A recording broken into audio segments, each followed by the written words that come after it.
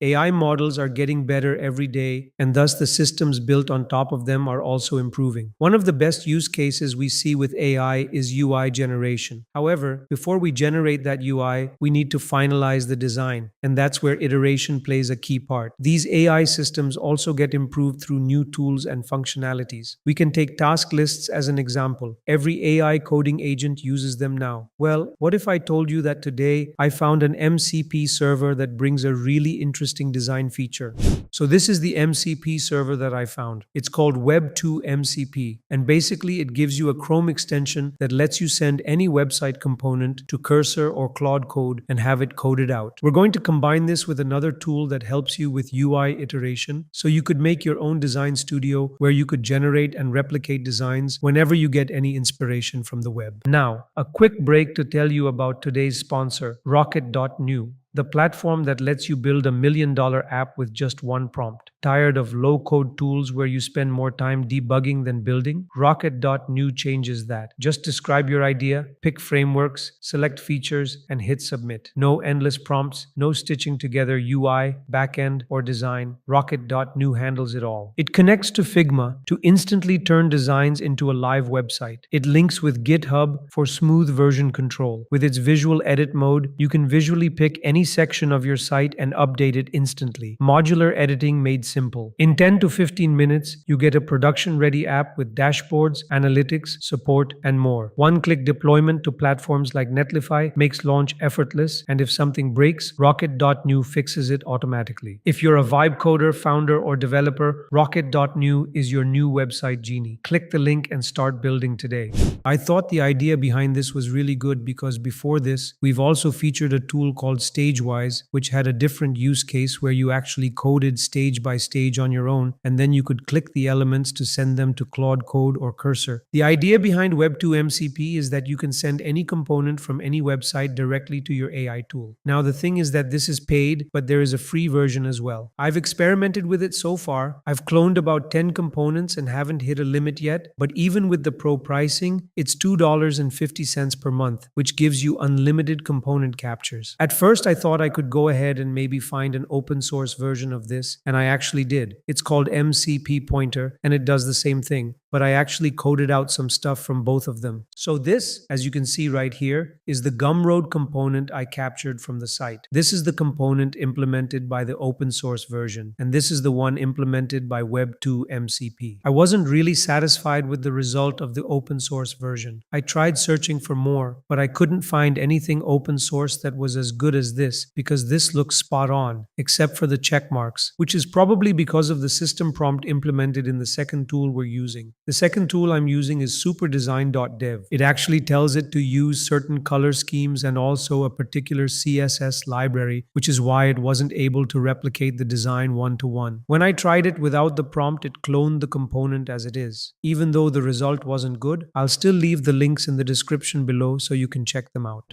Since this is a paid service, you're required to log in with your account. Once that's done, the second step is installing the Web2 MCP browser extension. You'll install it for whatever browser you're using. In my case, I'm using Arc, so I would be adding it there. Once that's done, you'll get your MCP configuration. Your MCP configuration includes a specific token tied to your account, which is needed for authentication. You have the cursor config and the Claude command as well. One thing I like is that they don't give a configuration for Claude. They just give you the command you need to run. You simply go to your terminal, paste it, and it installs the MCP for that Claude project. What I really like about SuperDesign is the canvas view, where you can actually open up your designs and see how they were made. It's a simple extension. All you have to do is search SuperDesign and install it. For initializing the Claude prompt, you have to open your command panel with Command-Shift-P. Here, you'll get the option to initialize SuperDesign. This will place some rule files inside your repository. You can delete the rest of them, but you'll get rule files for Cursor, Windsurf, and also this Claude.md file. I've modified this Claude.md because I had to change the workflow. As I told you that the the old one was causing problems with the one-to-one cloning implementation. I'll provide the modified Claude.md in the resources as well.